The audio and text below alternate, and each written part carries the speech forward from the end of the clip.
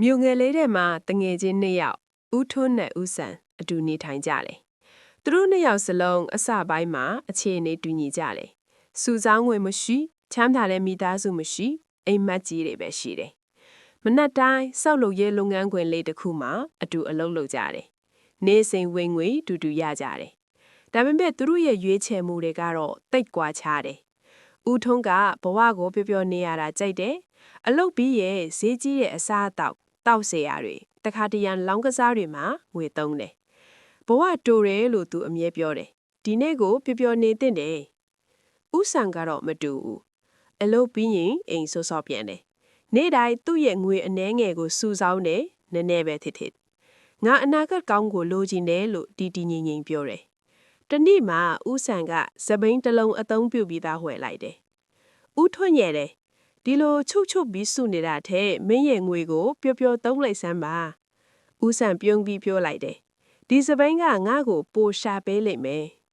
တကယ်လဲအဲ့ဒီလိုဖြစ်တယ်ဦးဆန်အလုပ်ပြီးတိုင်းကုန်ပစ္စည်းအသေးစားပို့ဆောင်ရေးအလုပ်တွေစလုပ်တယ်ဖြည်းဖြည်းချင်းနဲ့သူ့ဝင်ငွေတိုးလာတယ်ဒီချိန်မှာဦးထွန်းရဲ့ဘဝကတော့အတိုင်းသားပဲစူဆောင်းငွေမရှိအပိုဝင်ငွေမရှိရာအေးပျော်ရွှင်မှုမရှိတခါတရံသူငွေချဲတောင်တောင်းတယ်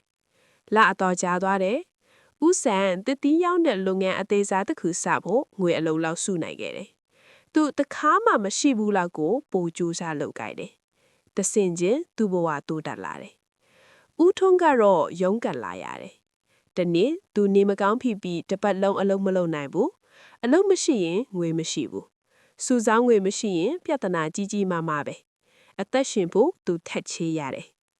ညနေခင်းတစ်ခုမှာဦးထွန်းဦးဆန်ရုပ်ဆိုင်ငယ်မှာတွေ့တယ်။တန်ပြန်ဝတ်ထားအေးဆေးတီငိမ်တဲ့မျက်နှာတီငိမ်တဲ့ဘဝ။သူတခါမှမခံစားဘူးတဲ့ခံစားချက်တစ်ခုကိုခံစားလိုက်တယ်။နောင်တ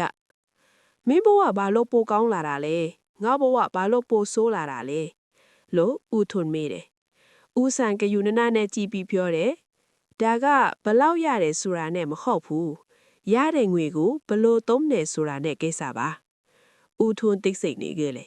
ပထမဆုံးချင်းသူနားလေသွားတယ်။စင်းရဲလာတာဟာကန်ဆိုးလို့တခုတည်းမဟုတ်ဘူး။အလစ်အကျင့်တွေကြောင့်ပဲ။စဉ်းစားမဲသုံးဆွဲခြင်းမစွဆောင်းခြင်းမဖွင့်ပြူခြင်းအဲ့ဒီနေ့ကစပြီးဦးထွန်းပြောင်းလဲဖို့ဆုံးဖြတ်လိုက်တယ်။နည်းနည်းစပြီးစုတယ်ငွေဖြုံးတာတွေရက်တယ်။ကျွမ်းကျင်မှုအသစ်တွေစတင်တယ်။မလွယ်ဘူး။ဒါပေမဲ့ဖြည်းဖြည်းချင်းသူ့ဘဝလည်းပြောင်းလဲလာတယ်။ပုံပြင်နာတင်ကန်းဆောင်မကောင်းတဲ့အလေးအကျင့်တွေကလူတွေကိုပိုဆင်းရဲစေတယ်။လိမ်မာတဲ့အလေးအကျင့်တွေကအနာဂတ်ကောင်းကိုတည်ဆောက်ပေးတယ်